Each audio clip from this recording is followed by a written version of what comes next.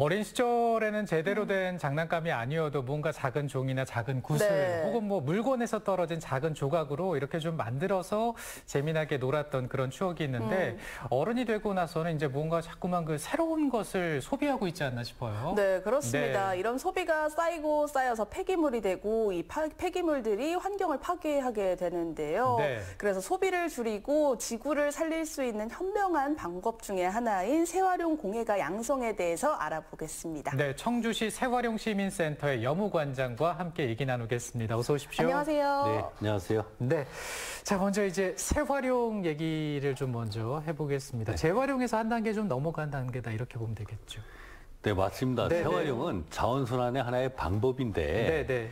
이제 사람이 생활을 하거나 경제 활동을 하게 되면 꼭 필요한 어떤 재료나 물건들이 필요하거든요. 이걸 우리가 자원이라고 얘기하는 거죠. 네네. 자원은 아주 소중한데 문제는 한정돼 있다는 거예요. 그래서 지속 가능하게 자원을 활용하기 위해서는 자원을 순환할 수밖에 없는 이런 건데 이제 기존에는 자원 순환하면 우리가 리사이클, 재활용 이런 표현이 익숙했죠. 네네. 네. 그런데 어떤 중고 물품이나 재생 원료를 사용하다 보니까 뭔가 품질과 가치가 자꾸 떨어지는 느낌이 드는 거예요. 그러면 가치를 좀 상승시키면서 자원을 순환할 수 있는 방법이 뭐 없을까 고민을 하게 됐죠. 네, 네. 그러다 보니 모양새, 이를테면 디자인을 좀 더 좋게 한다든지 네. 쓰임새를 바꾼다든지 스토리를 입히게 되면 그러면 기존보다 좀 더 나은 가치로 활용할 수 있겠다 이렇게 판단이 됐던 거고요. 네. 그래서 이처럼 이제 가치 상승형 자원 순환의 그 표현을 우리가 업사이클, 우리말로 재활용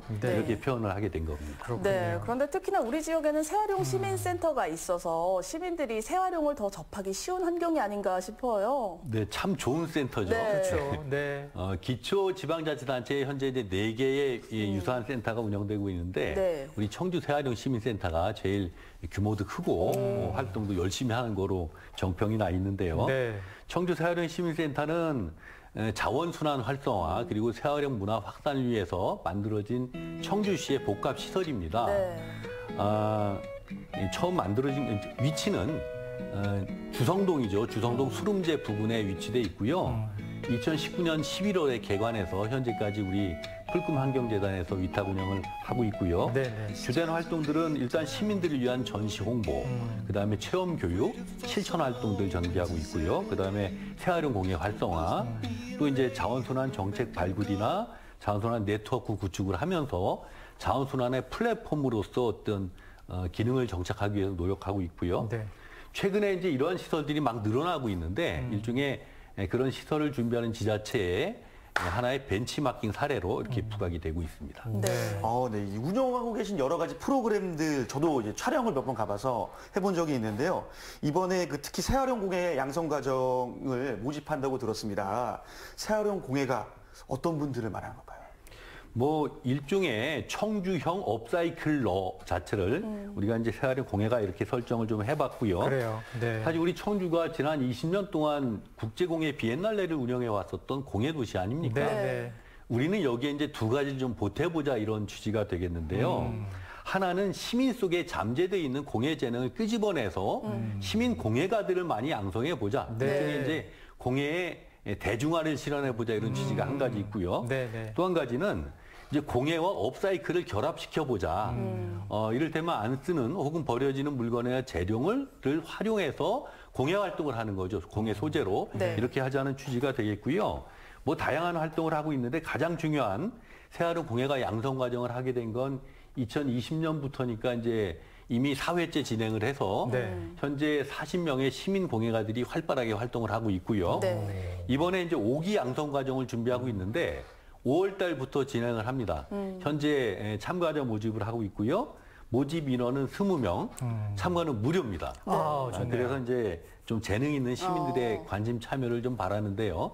빨리 신청하셔야 네. 참여할 수 있다 이런 말씀 좀 드리겠습니다. 알겠습니다. 활동이 이제 5월부터인데 그럼 이제 참여를 하게 되면 어떤 교육 과정이 있는지 뭐 알겠지만은 그 환경이나 뭐 재활용에 대한 이런 기본적인 것들부터 또 시작이 되겠네요. 네, 프로그램이 참 좋은데요. 네네. 전체 이제 이론 수업 7번, 네. 그다음에 실습 수업 13번에서 전체 20강 이렇게 준비가 돼 있는데 우선 이론 강의 좀 소개해 드리면 네. 한 번 강의할 때 2시간씩 진행이 되고요. 네. 주로 이제 재활용이나 공예의 개념, 자원순환 정책이나 폐기물 관리, 그다음에 최근 뜨고 있는 뭐 이제 공유 경제, 네. 그다음에 업사이클에 관한 뭐 문화예술이라든지 산업기억 이런 전반적인 포괄적 주제로 강의가 진행되겠고요. 네. 강사들 몇 분 소개해드리면 정말 저명 인사들이에요.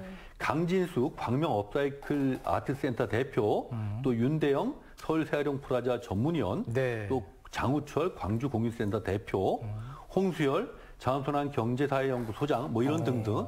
그래서 강의의 질도 굉장히 높을 거라고 생각합니다. 네, 그런데 공예는 직접 만들어서 결과물을 보는 뿌듯함이 있으니까 실습도 이루어질 텐데 어떤 수업들이 준비되어 있을까요? 무엇보다 실습 수업이 정말 중요한데요. 한 회당 이제 3시간씩 구성이 돼 있고요. 네. 가죽이나 목재, 종이, 패브릭, 그다음에 유리, 점토 이런 다양한 소재별로 공예 실습을 어떻게 하는지 이렇게 이제 진행이 되겠고요. 네. 또 디자인, 도색, 재봉, 공구 사용법, 현수막이나 어떤 소재 활용법 이런 식의 활용 기법에 대해서도 실습을 하게 돼 있고 또 이제 문화재생 공간이나 업사이클 기업들에 관한 탐방 학습까지 병행할 예정이고요. 여기도 이제 물론 전문 공예가들이 수업을 맡아주게 되겠고 중간에 이제 선배 재활용 공예가들과 만남을 통해서 네. 진로에 관한 이런 이제 고민들도 함께 나눌 네. 시간이 있고요. 실습 수업의 맨 마지막은 이제 재활용 공예품 아이디어 발표회라고 하는 이런 워크숍을 통해서 이제 실행 프로그램에 관한 준비도 좀 하고 이러면서 모든 이수를 하게 되면 수료식을 진행하는 것으로 계획이 되어 있습니다. 그렇군요. 예. 이 지난해에도 있었던 프로그램이라고 들었습니다. 이 참여하신 분들 반응이 좀 궁금한데요. 반응 좋죠. 네. 보람 있다는 말씀도 네. 많이 들었고요. 네, 네. 이제 한번 시작하면 대부분이 수료를 하게 되는데 네. 처음 공예를 시작하는 분들은 어쨌든 자신의 잠재적 기능을 발견하게 되면서 보람을 느꼈던 것 같고요.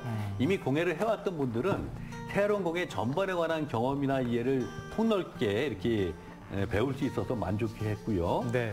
이제 혼자서는 사실 엄두 내기가 힘들거든요. 그렇죠. 그런데 이런 양성 과정을 계기로 새로운 시도를 하게 되는 것 같고 특히 이제 비슷한 지향을 가지고 있는 그런 다양한 사람들과 네트워크나 관계망을 형성하는 게 커다란 의미였던 것 같고요.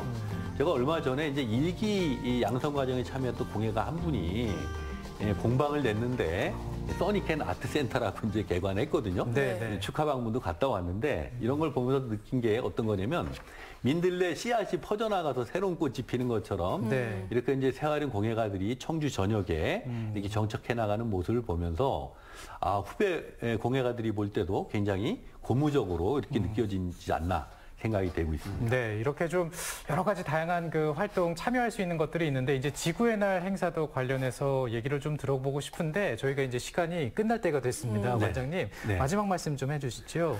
네, 이번 지구의 날 맞이해서 우리가 기왕이면은 좋은 일들을 여럿이 함께 하자 해가지고 동시다발 쓰레기 줍깅을 준비하고 있어요. 네, 이 세 번째 해 진행하고 있는데 올해는 100군데에서 동시다발로 줍깅을 하려고 얘기하고 있고 누구나 가능하거든요. 네. 마을이나 골목에서 그래서 3명 이상이면 가능하니까 우리 새활용 시민센터로 신청을 하셔가지고 네. 함께 지구를 위한 줍깅 행사에 참여를 해주셨으면 좋겠습니다. 네, 그 지구의 날 행사 그리고 재활용 공예가 양성 과정까지 우리 도민 여러분들께서 참여해 주셔서 지구의 환경을 살리는 데 적극 동참해 주시면 좋겠습니다. 오늘 여무 관장과 함께 얘기했습니다. 고맙습니다. 고맙습니다. 네, 고맙습니다. 성호 씨 오늘 잘 들었습니다. 감사합니다.